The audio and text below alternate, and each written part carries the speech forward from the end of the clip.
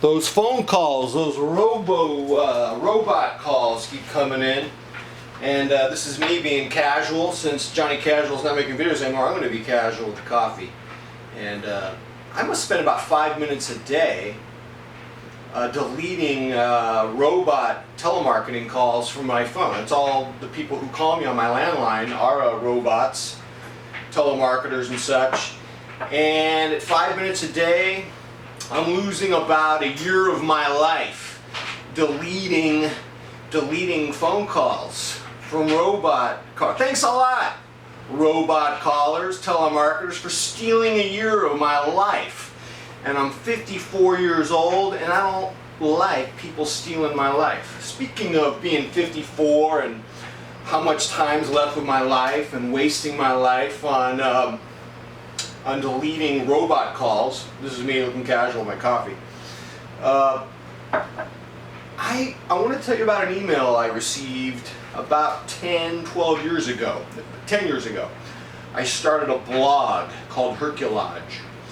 And around that time, it was pretty much my musings on radios and consumer things and personal experiences. And at that time, I received an anonymous email who I presume was an internet troll. Usually, you know, anonymous emails are trolls, so that's my assumption. And it was a one-word message in the message box, just one word: wastrel. W-A-S-T-R-E-L. A wastrel is a person who wastes his life, who never amounts to anything, is a loser, pretty much. And because I'm insecure, I took it to heart. Here was this anonymous internet troll calling me one word, and I was, am I a wastrel? And so I wrote some notes down here. And you know, what have I done with my life? I'm approaching my mid-50s, and I've made people lust after watches on my YouTube channel. I buy a lot of gadgets. Into food. I'm into food way too much. I think I've conditioned my daughters to be into food as much as I am. I'm obsessed with pesto pizza and dan noodles and falafels and banana cream, custard gelato and baklava and cherry pie with vanilla ice cream. And I told my daughters, don't wake me up in the morning, because most likely I'll be having a dream, and in the dream I'll be eating lots of chocolate brownies. And if you wake me up from my dream, you're going to be taking me away from paradise, and I'm going to resent you because I have a fragile psyche. And I think as a father, I could be a little better than that. I could be a little bit better than a consumer. So I've been thinking, I've been way too absorbed by consumerism. You know, I spent a month researching this Bonavita 1900 coffee drip maker, makes the ultimate clarification of coffee flavor. It doesn't have the bitterness of the French press. You know, I've just been such a consumer. I just bought an Amazon Echo. It's coming. I subscribe to Spotify. You know, I do all this consumer stuff. There's got to be more to life than that. And I've been thinking a lot about religion. I've always been fascinated by religion. I've been obsessed with religion since I was a teenager. I wasn't raised by religious parents, but I've always been deeply obsessed with religion. And religion says things that speak to me. One of the things that religion says to me is that we're all lost in a dark wood. That's Dante from the Divine Comedy in the Inferno. We're a lost people. I think George Carlin, an atheist, would agree with that. We are clearly a lost people. And religion speaks to how lost we are. Another thing that religion says is that we need to be saved from ourselves. We are our own worst enemy.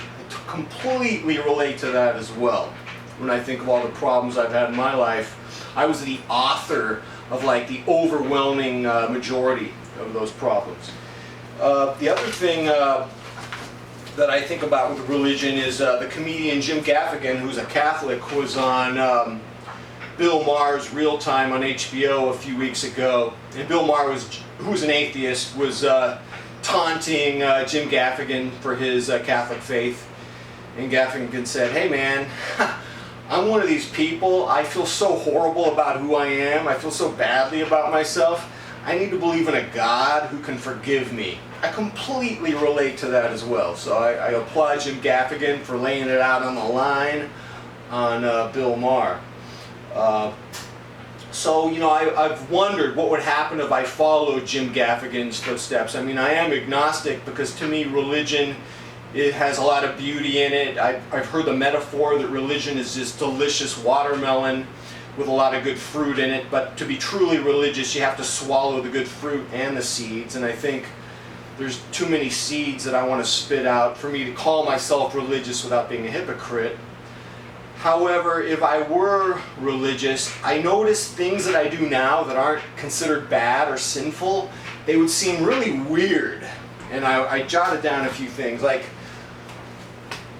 looking at watches on eBay is cool, but I can't imagine like Jesus sitting at his computer and looking at watches on eBay. I can't imagine Jesus managing his playlists on Spotify. I can't imagine Jesus looking at Tommy Bahama silk Hawaiian shirts online and comparing the prices. I can't imagine Jesus watching NFL on Sundays while down in chili and nachos. I mean, it's not a sin, but when I imagine Jesus doing it, it's just weird because Jesus has better things to do than some of the things that I do, some of the things that a lot of American men do. I can't imagine Jesus watching a Louis C.K. performance or watching George Carlin videos or listening to Adam Carolla podcasts. I can't imagine Jesus going on Facebook and checking his Facebook status. All these things that aren't necessarily bad on their own, when you put it in a Christian framework, they become absurd. And so I wonder how my life would be if I followed Jim Gaffigan's footsteps. Because I can't imagine Jesus doing a lot of these consumer-like things that I do and that a lot of Americans do. It's not just buying stuff. We're consumers of culture. You know, with Netflix and Hulu Plus and Spotify.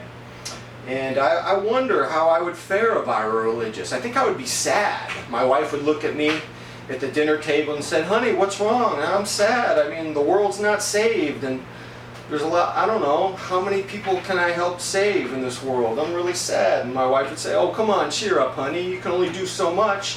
Let's watch Orange is the New Black together. You can wear your Tommy Bahama silk shirt, and I'll fix you up a mojito, and you can wear your Seiko, and I can worship at the temple of the holy Seiko Tuna Marine Master."